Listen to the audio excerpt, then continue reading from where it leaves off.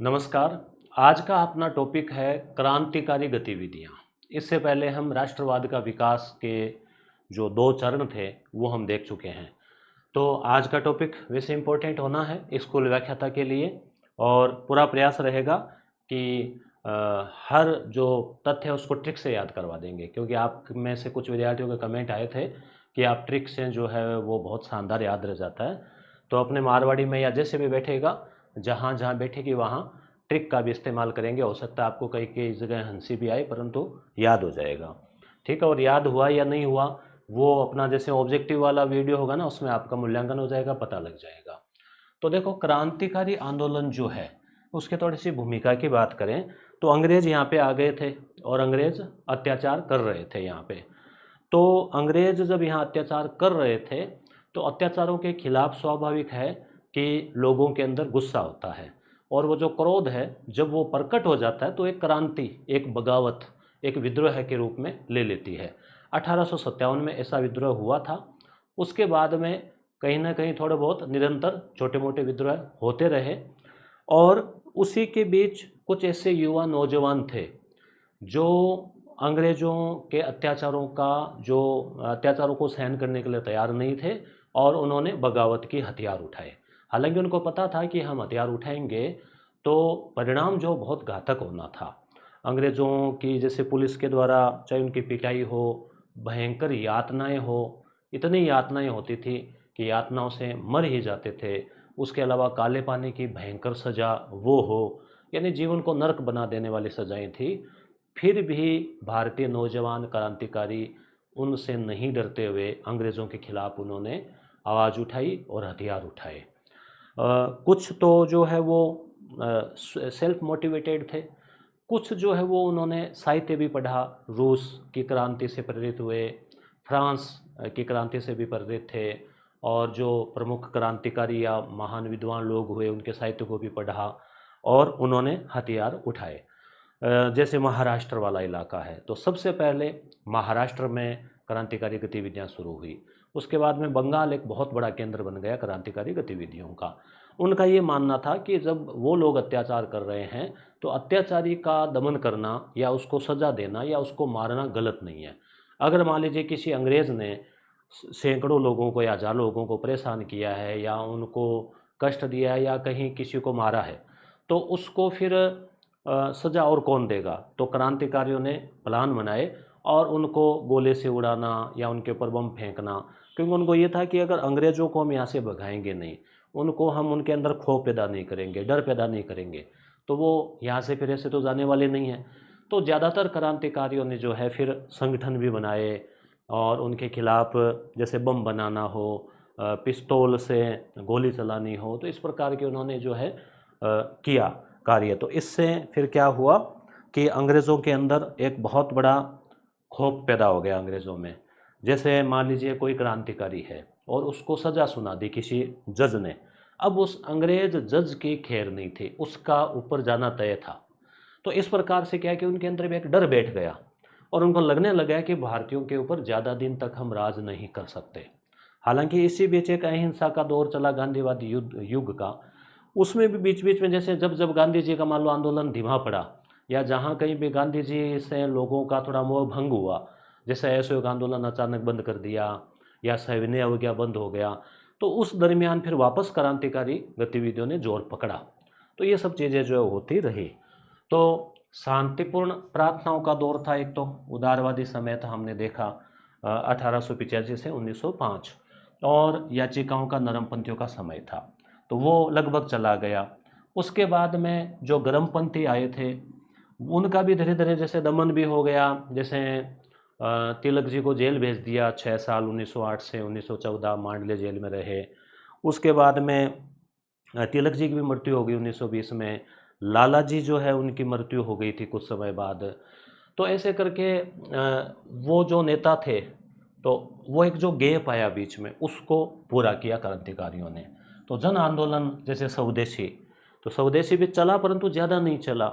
असहयोग, उसको अचानक बंद किया। तो इन सब से युवाओं के बीच में निराशा हुई और उनको लगा कि हथियार उठाना ही एकमात्र उपाय है, अहिंसा से अंग्रेज जाने वाले नहीं है। तो इस प्रकार से जो है हुआ।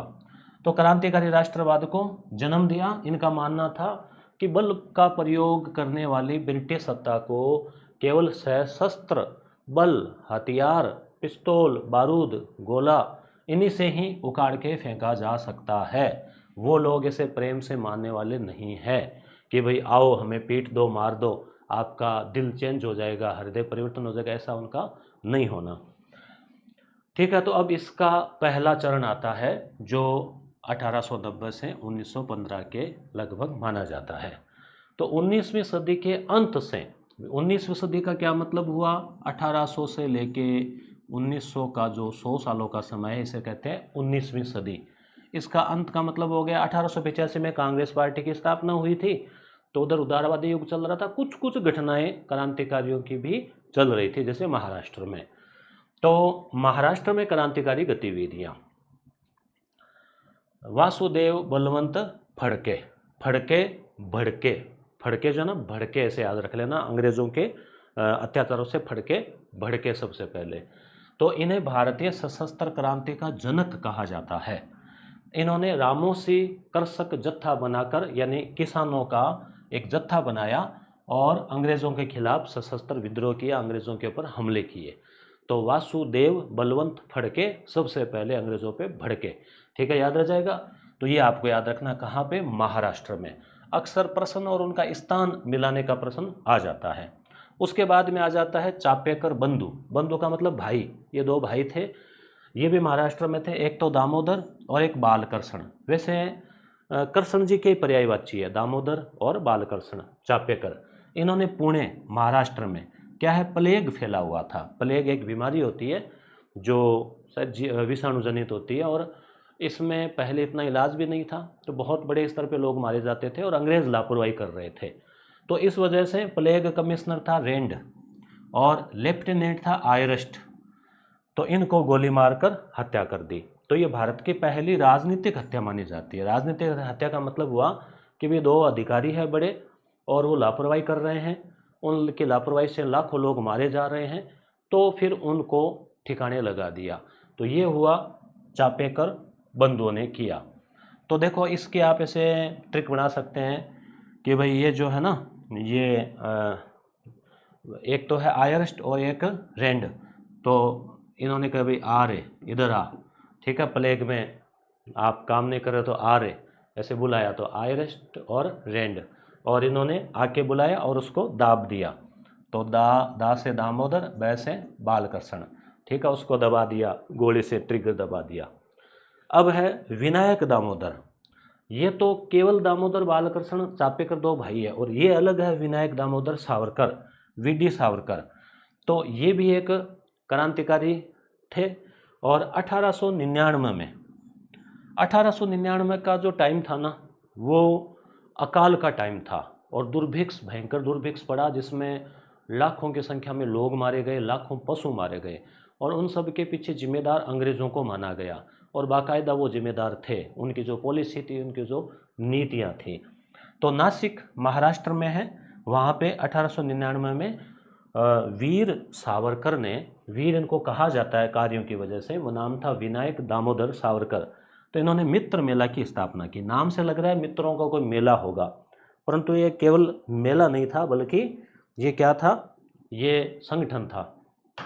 इसके बाद में क्या हुआ, 1904 में यही संस्था अभिनव भारत, नया भारत के नाम से जो है एक गुप्त संगठन में बदल गई, जो क्रांतिकारी गतिविधियां चलाती थी। इटली का एकीकरण जब आप पढ़ते हैं तो युवा इटली, एक यंग इटली नाम का संगठन बनाया था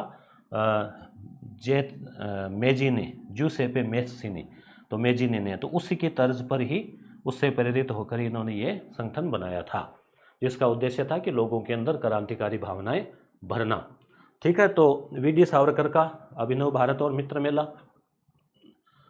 ठीक है, और वैसे देखो विनायक से आप याद रख सकते हो, ब्याह शादी होती है तो किसी मित्र जो उसको विनायक बनाया जाता है, तो ऐसे भी याद रख सकते हो विनायक और मित्र। ठीक है, अब है जैक्सन हत्याकांड। जैक्सन, तो अभिनव भारत जो संगठन बनाया था वीर सावरकर ने, उसी के सदस्य थे अनंत लक्ष्मण कान्हारे। इन्होंने क्या किया कि नासिक का जिला मजिस्ट्रेट, ये देखो जैसे जिला मजिस्ट्रेट था जैक्सन, क्योंकि इस जैक्सन ने किसी क्रांतिकारी को कोई सज़ा सुनाई होगी, तो AMT जैक्सन की गोली मार कर हत्या कर दी। तो उसके ऊपर फिर नासिक में ये हुआ घटना, तो नासिक षड्यंत्र केस के नाम से मुकदमा चलाया गया। ये प्रश्न भी पूछा जाता है कि भाई कौन सा षड्यंत्र केस, तो ये आपको 4-5 याद रखने होंगे, कानपुर का, लाहौर का, नासिक का, ऐसे। तो नासिक में घटना हुई तो नासिक षड्यंत्र केस, तो जैक्सन, तो अब जैक्सन को आप ऐसे याद रख लो, माइकल जैक्सन। माइकल जैक्सन आज भी उसके वीडियो आपको मिल जाएंगे डांस के। तो उसका अंत तो हो गया, वैसे मारा गया, परंतु वैसे उसका रिकॉर्ड है तो अनंत। तो माइकल जैक्सन और अनंत, ऐसे आप दोनों को ट्रिक से जोड़ सकते हो। ठीक है, तो नासिक षड्यंत्र केस, यानी माइकल जैक्सन जो है, जैक्सन का नाश कर दिया, ठीक है, अनंत ने, ऐसे कैसे भी आप ट्रिक से याद रख लेना। अब है बंगाल में क्रांतिकारी गतिविधियाँ। तो महाराष्ट्र में इतना ही था, वासुदेव बलवंत फड़के, और उसके बाद में जो चापेकर बंधु, दामोदर और विनायक, और उसके बाद में VD सावरकर, 3 बड़े नाम जो है महाराष्ट्र में आते हैं। हालांकि ऐसे और भी असंख्य लाखों क्रांतिकारियों का योगदान है, परंतु अपने जीके के हिसाब से अगर हम देखें या आपके एग्जाम की दृष्टि से, तो यहाँ से अक्सर क्वेश्चन बनते हैं। उसके बाद में बंगाल में क्रांतिकारी गतिविधियाँ, तो बंगाल भी बहुत बड़ा केंद्र था क्रांतिकारियों का, विद्वानों की धरती का, चाहे पुनर्जागरण में हो, चाहे राजा राममोहन राय हो, विवेकानंद जी हो, चाहे बड़े बड़े क्रांतिकारी हो, चाहे विपिन चंद्र पाल से लेके और वो सब। तो यहाँ पे एक अनुशीलन समिति बनी, अनुशीलन 1902 में। प्रथमनाथ मित्रा जो है, P मित्रा, इन्हें इसकी स्थापना की कलकत्ता में, और इसका उद्देश्य था खून के बदले खून, कि भाई अगर किसी अंग्रेज ने कोई अत्याचार किया है, किसी क्रांतिकारी को सजा सुनाई है, फांसी दी है, तो वो भी जाएगा। ठीक है, तो इसमें आप याद रखना अनुशीलन, अनु का मतलब होता है पीछे पीछे, तो कोई आगे आगे चलेगा, पहला होगा उसके लोग पीछे चलेंगे, तो प्रथम और अनु ऐसे याद रखना। या जैसे ए अक्षर पहला होता है स्वर का, तो ऐसे। अब है युगांतर। युगांतर जो है, इसके संस्थापक कौन थे, तो बारिंद्र कुमार घोष और भूपेंद्र नाथ दत्त। ठीक है, तो बारिंद्र और भूपेंद्र, भूपेंद्र नाथ दत्त जो है स्वामी विवेकानंद के भाई थे। ठीक है, तो युगांतर नामक इन्होंने पत्रिका निकाली। तो ये प्रश्न भी पूछा जाता है कि भाई युगांतर किसकी है, तो बारी, ठीक है, बारी आई, भूपेंद्र की बारी आई, ठीक है, तो कुछ अंतर के बाद में, तो ऐसे आप इसको याद रख सकते हो। मुजफ्फरपुर बम कांड, मुजफ्फरपुर बम कांड जो है क्या है, 1908।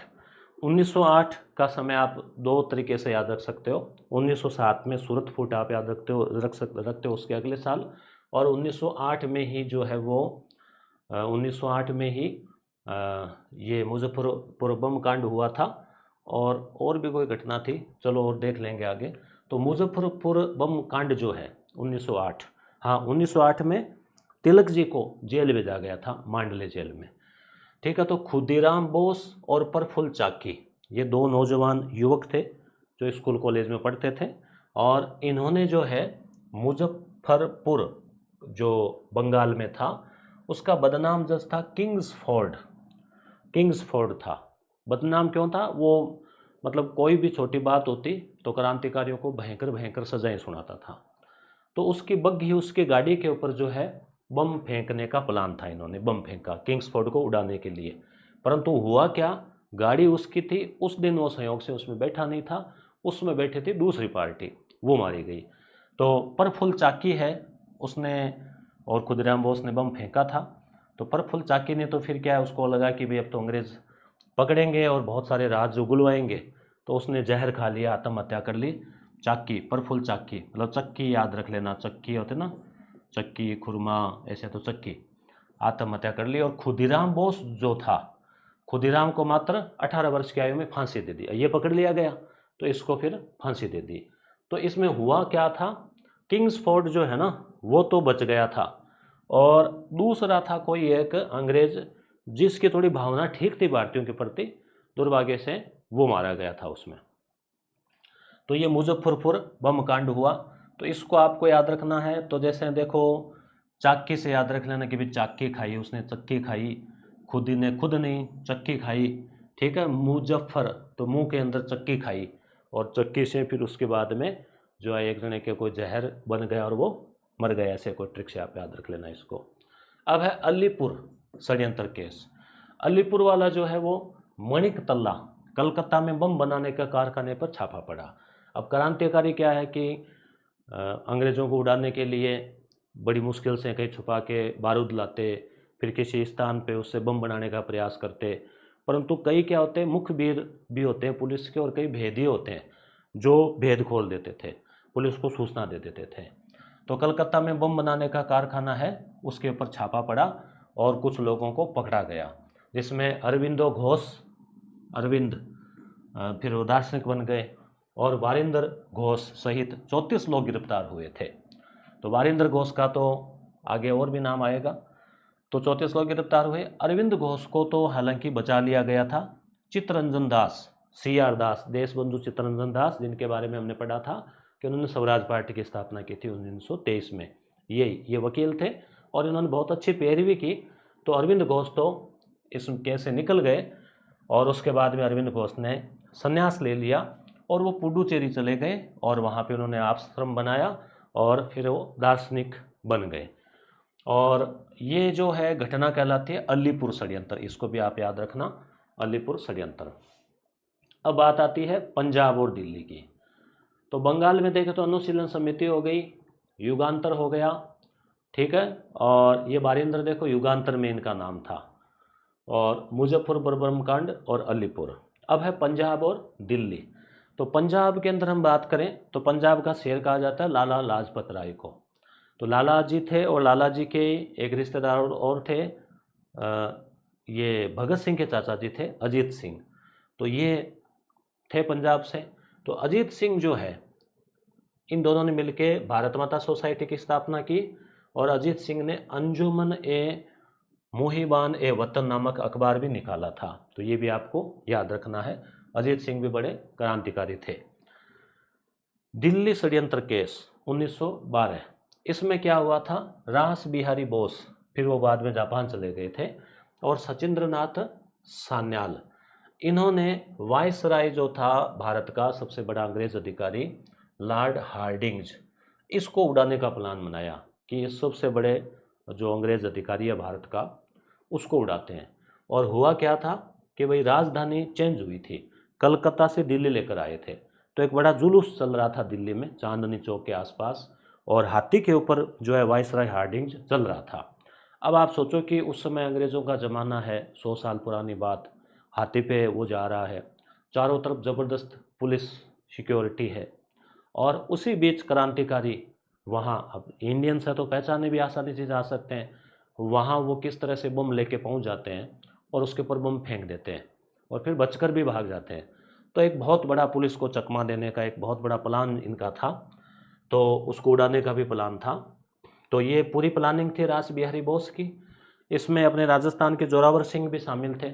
बम उन्होंने अपने हाथ से ही फेंका था, जोरावर सिंह। ऐसे ट्रिक याद रख लेना कि हाथ में बहुत जोर था, तो जोर से बम फेंका उन्होंने। बम फेंका हार्डिंग्स के ऊपर। 1912 की बात है कि भी हार्डिंग्स के 12 बजाने हैं, परंतु क्या हुआ, थोड़ा सा निशाना चूक गया। वैसे हाथी थोड़ा सा आगे निकल गया बम पड़ते पड़ते इतने में, और कोई ज़्यादा कोई नुकसान हुआ नहीं उसके, बच गया वो। तो चांदनी चौक में हार्डिंग्स बच गया। रास बिहारी बोस भागकर जापान चले गए, और जोरावर सिंह पकड़ा नहीं गया। हालांकि प्रताप सिंह जो है जोरावर सिंह के भतीजे, उनको पकड़ लिया गया, और फिर उनको जेल में घोर यातनाएं सजाएं जो है वो दी गई। उसके बाद में हम बात करते हैं विदेशों में क्रांतिकारी गतिविधियां। ये भी इम्पोर्टेंट है, प्रश्न पूछा जाता है। लंदन की बात करें तो श्यामजी कृष्ण वर्मा। तो आप अपने खाटू वाले श्याम बाबा श्याम को याद रख लो कि खाटू वाले श्याम बाबा श्याम जो है वो लंदन तक जाने जाते हैं, पूजे जाते हैं। वो तो भगवान है, तो लंदन में भी उनके अनुयायी, ऐसे आप टेक्स्ट याद रख लेना। तो श्यामजी कृष्ण वर्मा 1905 में इन्होंने इंडिया हाउस की स्थापना की थी, और इंडियन होम रूल सोसाइटी की स्थापना की थी। तो ये इंडिया हाउस वहाँ पे क्रांतिकारियों को ट्रेनिंग देने का संस्थान था। और इन्होंने द इंडियन सोशियोलॉजिस्ट ये पत्रिका भी निकाली। सोशियोलॉजिस्ट यानी समाजशास्त्री। समाजशास्त्री का क्या मतलब होता है, जो समाज में समानता चाहते हैं।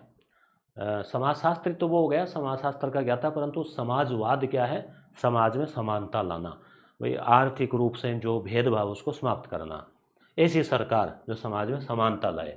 तो मदन लाल धिंगरा जो है ये इसी इंडिया हाउस के स्टूडेंट थे और इन्होंने करजन वायली की हत्या की थी 1909 में। फिर ये पकड़े गए थे और फिर इनको सज़ा हुई थी और इनकी पैरवी करने के लिए उनको वीर सावरकर को भी सज़ा हुई। जर्मनी की बात करें तो जर्मनी में अगर हम देखें तो मैडम भिकाजी कामा, इसको आप ऐसे याद रख लेना कि भाई काम के लिए लोग जर्मनी भी जाते हैं। तो भिकाजी कामा जर्मनी में थी और भारतीय क्रांति की माता कहा जाता है। 1907 में स्टटगार्ट जगह है जर्मनी में, वहाँ पे एक अंतर्राष्ट्रीय समाजवादी सम्मेलन हुआ कांग्रेस, उसमें भारत का पहला तिरंगा इन्होंने फहराया। तो ये प्रश्न भी पूछा जाता है, इम्पोर्टेंट है। इस तिरंगे में 3 रंग थे, हरा अभी भी हरा ही है, पीला अब सफ़ेद हो गया वो, और लाल का केसरिया हो गया। ठीक है, तो हरा पीला लाल ऐसे।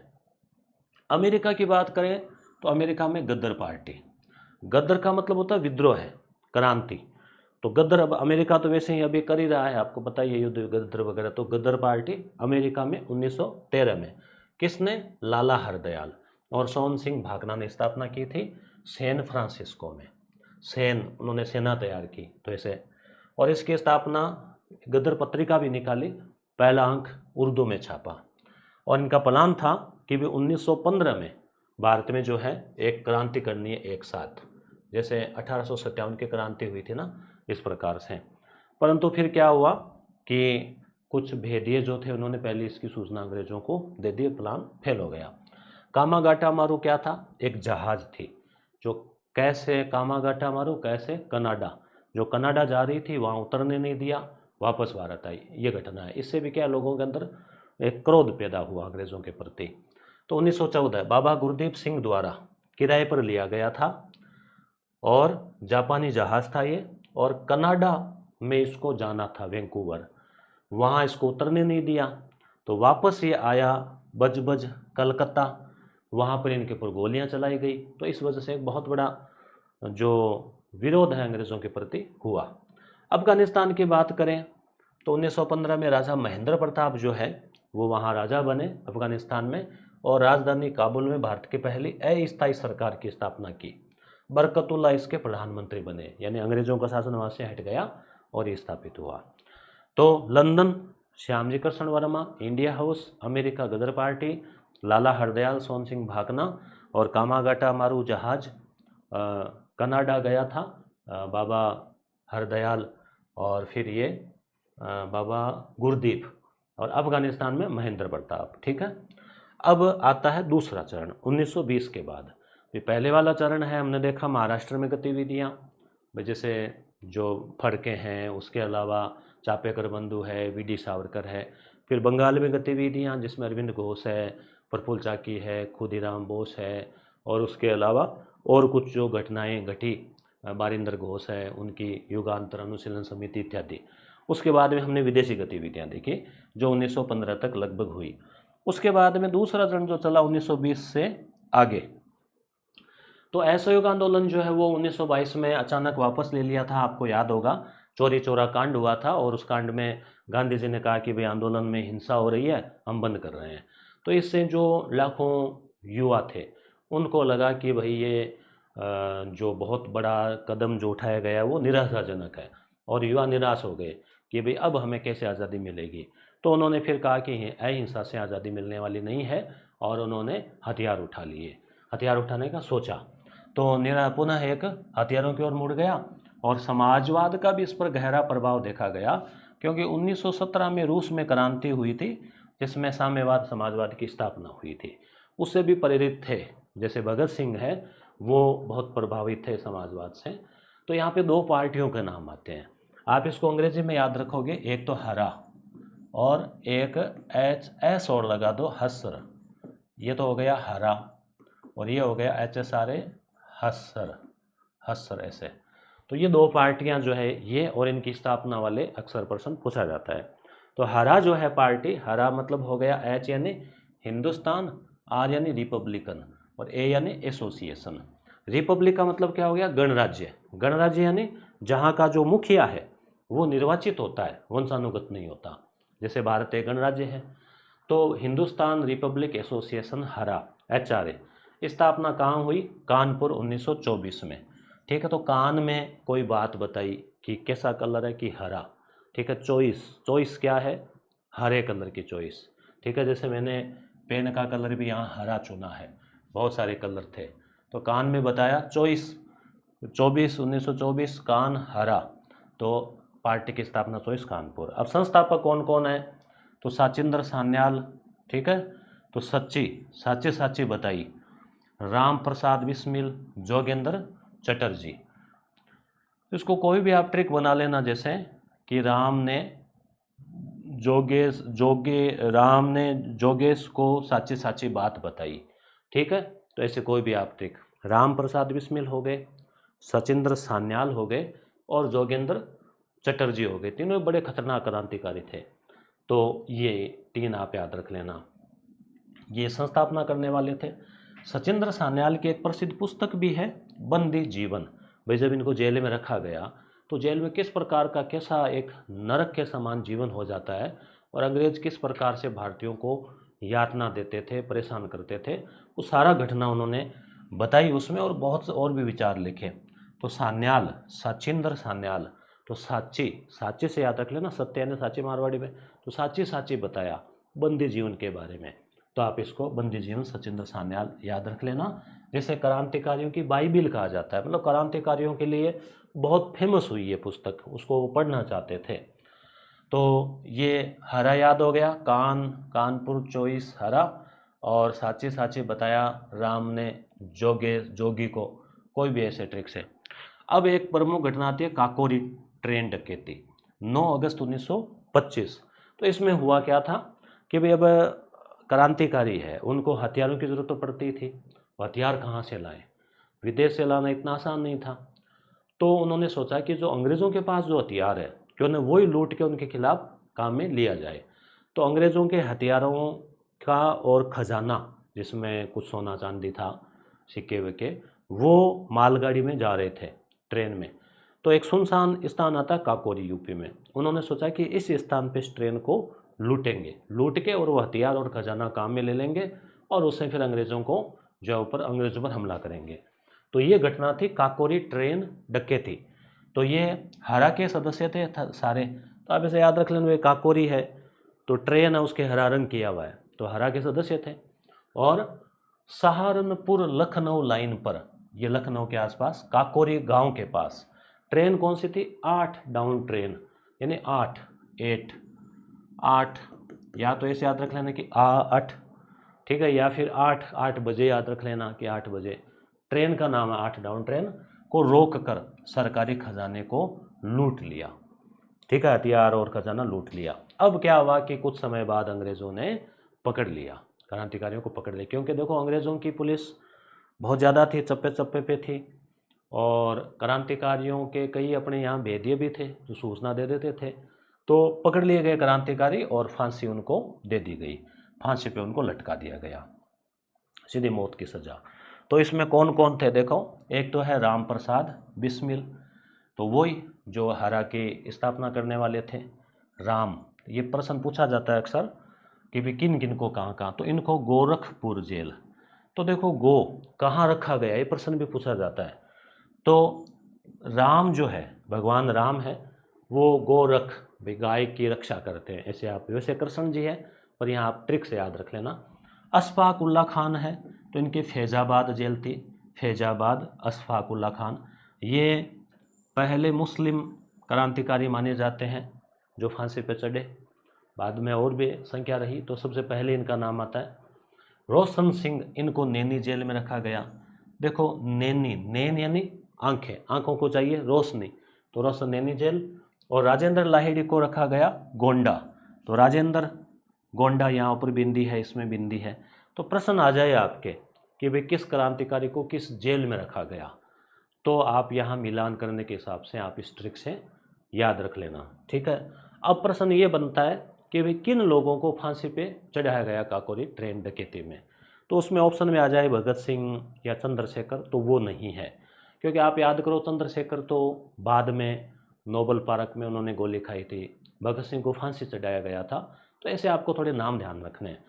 तो किन किन को, तो राम प्रसाद बिस्मिल, ठीक है, तो इन 4 को जो है ना फांसी दी गई थी।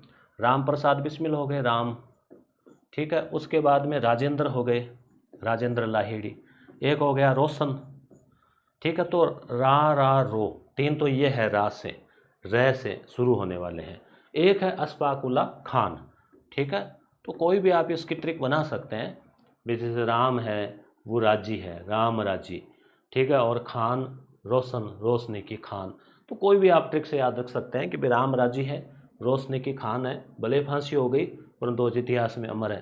तो ऐसे कोई भी ट्रिक से आप इनको याद रख लेना कि भाई ये चंद्रशेखर आज़ाद जो है ना वो फरार हो गए थे, वो इनके हाथ नहीं लगे अंग्रेज़ों के। तो ये पकड़े गए और फिर इनको जेल में रखा, मुकदमा चलाया और फिर फांसी दे दी गई। क्लियर। तो ये काकोरी ट्रेन डकैती, काकोरी को भी काको जी से भी याद रख सकते हो, काको जी ट्रेन में जा रहे थे और राम राजी है, ठीक है, कोई भी आप ट्रिक से इसको ध्यान में रखना, पर याद रखना 1925 9 अगस्त ये हो गया। अब जो हरा पार्टी थी HRA, उसमें थोड़ा और संशोधन हुआ, क्योंकि भाई कुछ को तो फांसी हो गई, मेन जो नेता थे।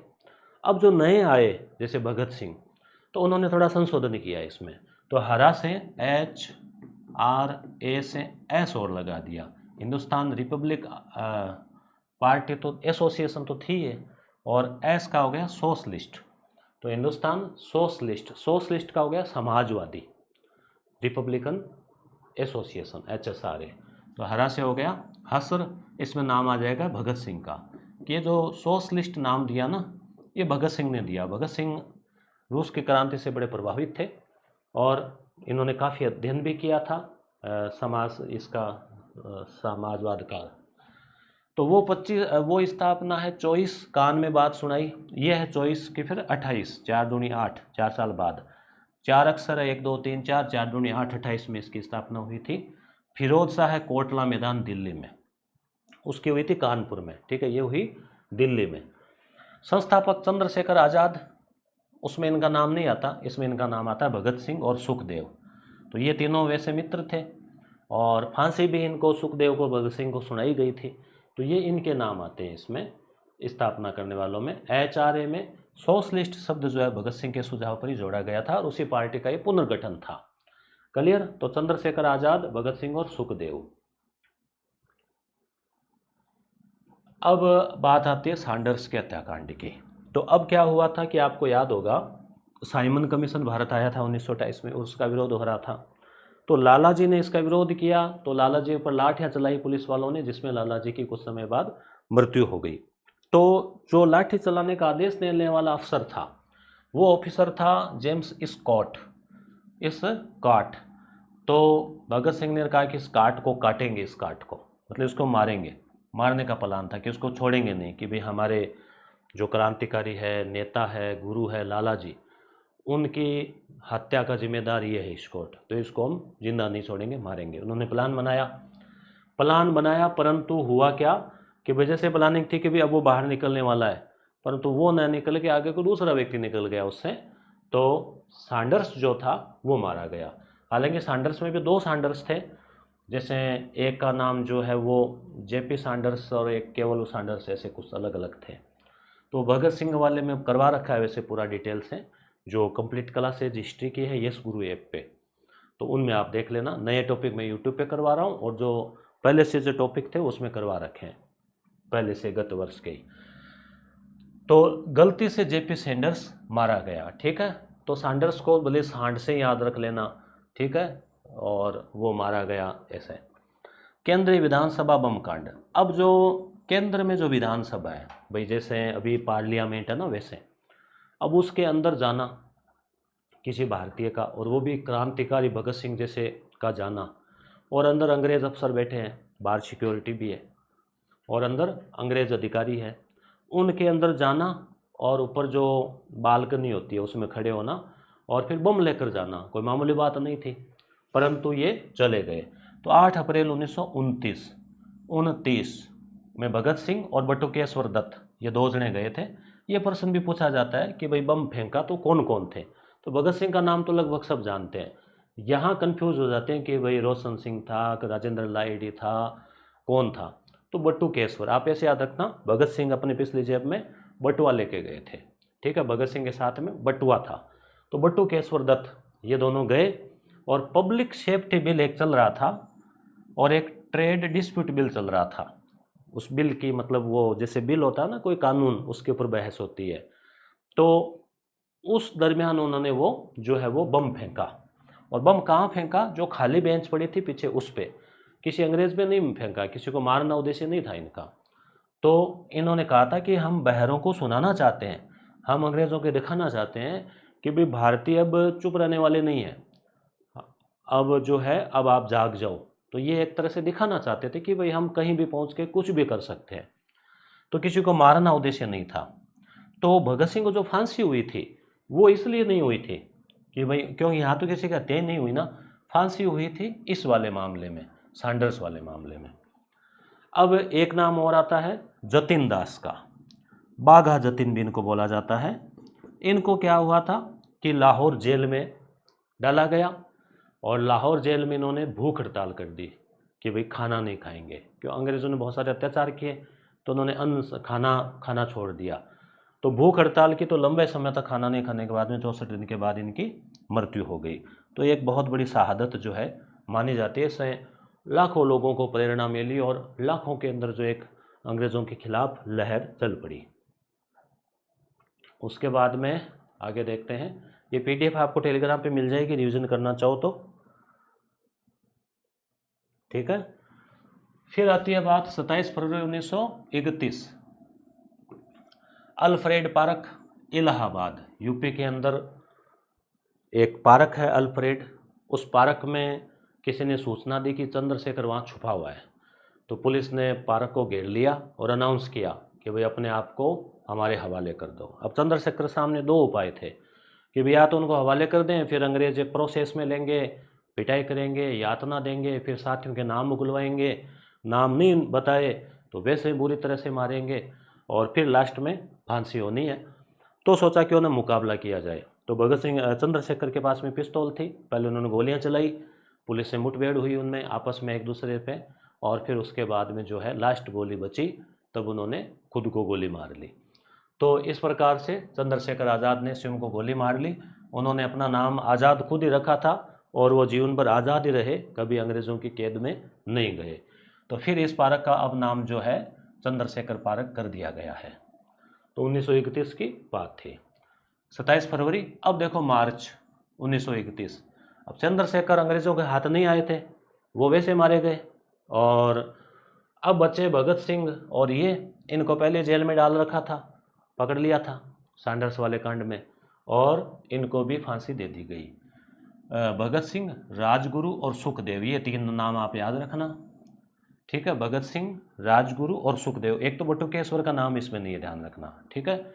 इनको लाहौर जेल में फांसी दे दी गई थी, और जो है कब, 23 मार्च 1931, शहीद दिवस। तो अब क्या हुआ कि एक बहुत बड़ा जो गैप आ गया वापस, जो महान बड़े बड़े क्रांतिकारी थे उनको या तो मार दिया गया या जेल में डाल दिया गया, फांसी हो गई। तो इस प्रकार से जो है अब वापस एक गैप आ गया कि कोई बड़ी घटना फिर देखने को नहीं मिलती है। अब बात आता है बंगाल की। बंगाल में एक बार फिर से नया जो है उफान शुरू हुआ, और उसमें नाम था आप आता है सूर्य सेन का, प्यार से इन्हें मास्टर दा कहा जाता था, मास्टर दा। जैसे बंगाल में बड़े को सीनियर को दा बोला जाता है, और गुजरात में जैसे मोटा भाई बोला जाता है ऐसे, तो दा इनको बोला जाता है। तो संगठन था इनका इंडियन रिपब्लिकन आर्मी, IRA, ठीक है, IRA। देखो वो था HRA, हिंदुस्तान रिपब्लिकन एसोसिएशन, ये है इंडियन रिपब्लिकन आर्मी है IRA। मास्टर दा इनको कहा जाता है। IRA का नाम तो हो गया ईरा, और दा इरादा, ठीक है। अब सूर्य का क्या इरादा है, जैसे गर्मी तेज पड़ती है ना, तो हम कहते हैं ना क्या इरादा है, अब जलाओगे कैसे, कार्टून आते हैं ना अखबार में, सूर्य का गुस्सा फूटा ऐसे, तो सूर्य का इरादा, ऐसे ट्रिक याद रखो, सूर्य का इरादा, तो ईरा नाम हो गया, और दा मास्टर दा। घटना क्या घटी, 1930 की बात है, 18 अप्रैल, सूर्य सेन के नेतृत्व में युवाओं ने चटगांव, वो एक काकोरी की तरह इन्होंने किया, बांग्लादेश में पड़ता है अब तो, चट्टगांव। वहाँ पे जो खजाना था उसको चट करने का प्लान था। तो पुलिस और सहायक बलों के शस्त्रागार को लूट लिया और सारे जो हथियार है वो इन्होंने ले लिए और अस्थायी क्रांतिकारी सरकार की घोषणा कर दी कि भाई अब चटगांव जो है वो क्रांतिकारियों का इलाका है, वहाँ कोई अंग्रेज नहीं आ सकता। परंतु कुछ समय बाद तो आपको पता ही है कि भाई अंग्रेज़ों का एक संगठन था, इंडिया स्तर का पूरा सेना थी, हथियार थे, तो ज़्यादा दिन चला नहीं और फिर सूर्यसेन को गिरफ्तार कर लिया गया था। इसी दरमियान कुछ महिलाओं के नाम भी आते हैं जो मोस्ट इम्पोर्टेंट है, प्रश्न पूछा जाता है।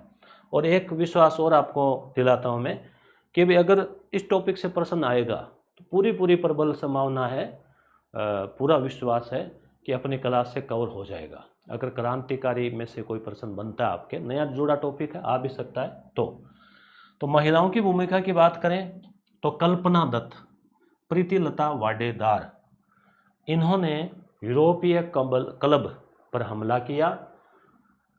फिर जब प्रीतिलता जो है उसको लगा कि भाई अब जो है बड़ा मामला होगा तो अंग्रेज़ों के हाथ से फांसी खाए, उससे अच्छा है कि खुद ही जान दे दें, तो साइनाइड खाकर, जहर खाकर जान दे दी।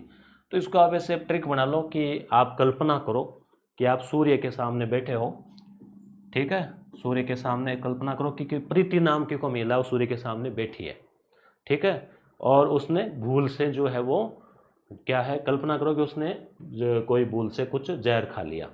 तो ऐसे आपको याद आ जाएगा सूर्य, तो सूर्यसेन उसी की टीम के सदस्य थे। कल्पना करो तो कल्पना दत्त, कि प्रीति सूर्य के सामने बैठी है तो प्रीति। तो ऐसे आपको ट्रिक से इनको याद रख लेना। 1933 में सूर्यसेन को गिरफ्तार करके 34 में फांसी दे दी गई। अब कुछ और स्पेशल बातें महिला क्रांतिकारी में, शांति घोष और सुनीति चौधरी, ये दो स्कूली छात्रा थी और इन्होंने त्रिपुरा, जो जिला है त्रिपुरा, वही मेघालय, मणिपुर, मिजोरम, उसके नीचे त्रिपुरा, राजधानी अगरतला, तो त्रिपुरा का एक जिला अधिकारी था, जिले का अधिकारी, कलेक्टर, तो उसकी हत्या कर दी कि वो अत्याचार कर रहा था इसलिए।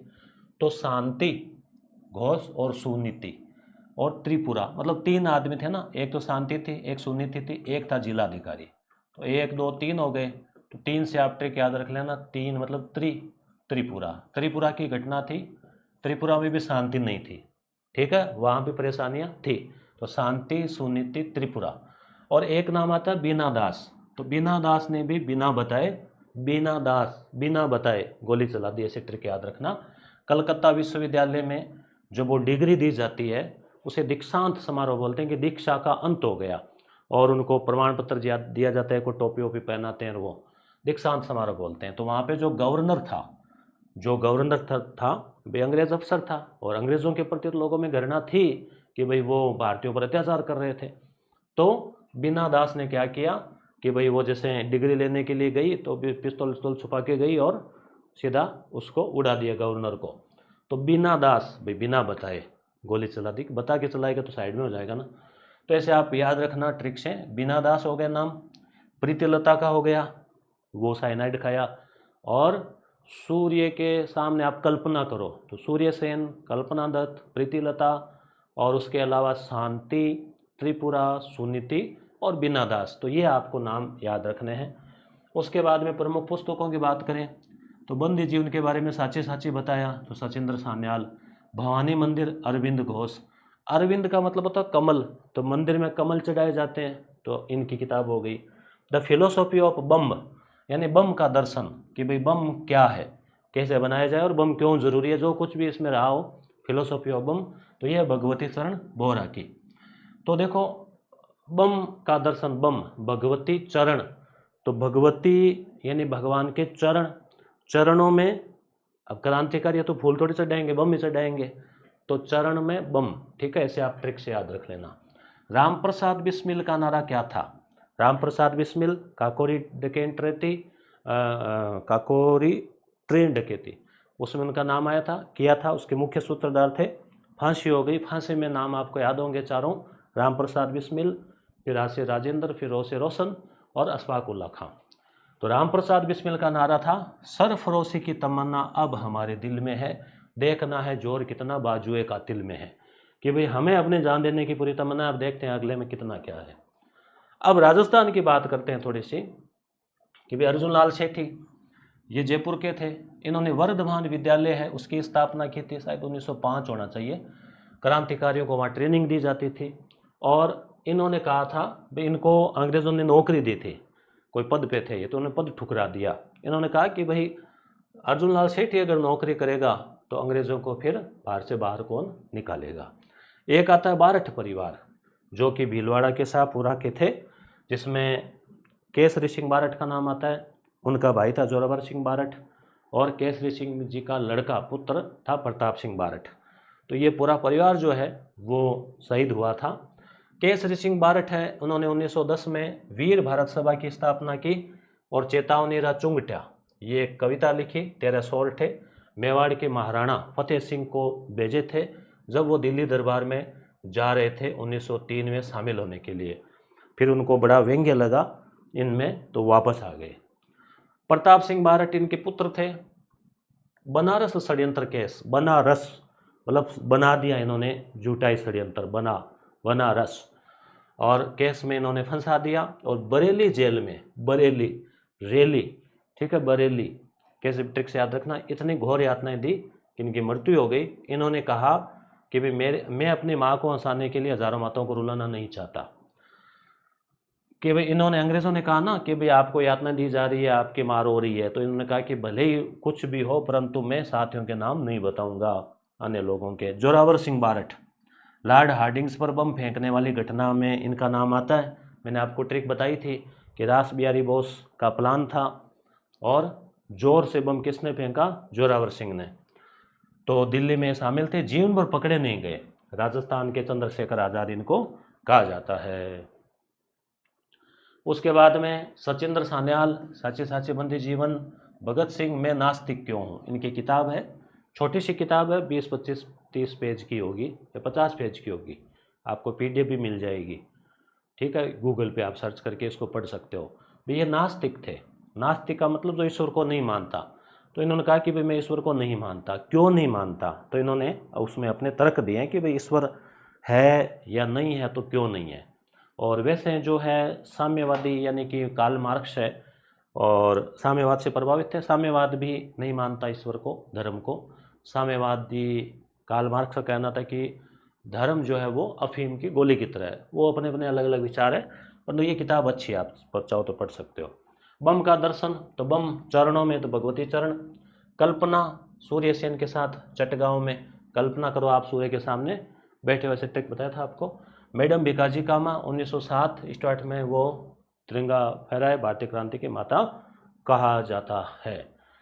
ये किताबें अभी भी उपयोगी है आपके परीक्षा का, हालांकि अभी 1 महीना आपके पास में, फिर भी ये किताब आप मात्र 5 से 10 दिन में पढ़ सकते हो। 110-15 पेज की किताब है, स्कूल व्याख्याता के लिए मैनेजमेंट, जिसमें आपके ऑनलाइन ऑर्डर कर सकते हो। ऑफलाइन तो लगभग अभी स्टॉक ख़त्म है इसका, ऑनलाइन आ जाएगी शायद, ठीक है। और ये 20 पेपर सोल्वर्ड व्याख्या सहित आराम से आप 20 दिन में निकाल सकते हो, 75-75 क्वेश्चन के हिसाब से 10 दिन में भी निकाल सकते हो। ये सेकंड ग्रेड GK PYQ, सामाजिक PYQ। किताब के लिए ऑर्डर आप ऑनलाइन एप्लीकेशन से कर सकते हो, इस नंबर से भी कर सकते हो। पेड कोर्सेज में आपको हिस्ट्री की पूरी क्लासेज मिल जाएगी आपको, ये जो बाकी टॉपिक जो थे, और उसके अलावा टेस्ट सीरीज में आपको टेस्ट सीरीज भी मिलेगी, कुछ और मटेरियल भी मिलेगा यस गुरु ऐप पे। मिलते हैं अगली क्लास में, जिसमें इसी क्लास के हम MCQ लेकर आएंगे, जिससे आपने जो याद किया, ट्रिक व्रिक बनाई, वो कितनी काम करती है, और उसके अलावा कुछ और भी इंपॉर्टेंट क्वेश्चन होंगे वो हम उसमें देख लेंगे। धन्यवाद।